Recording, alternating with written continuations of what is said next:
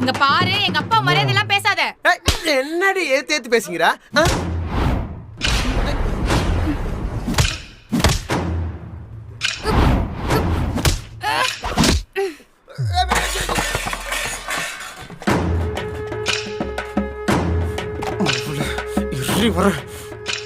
என்ன அடிக்கிற?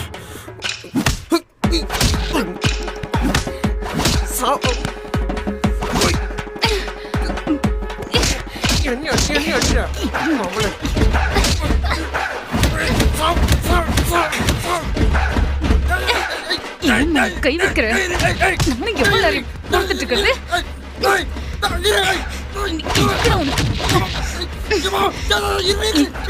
எங்க ஊர்ற?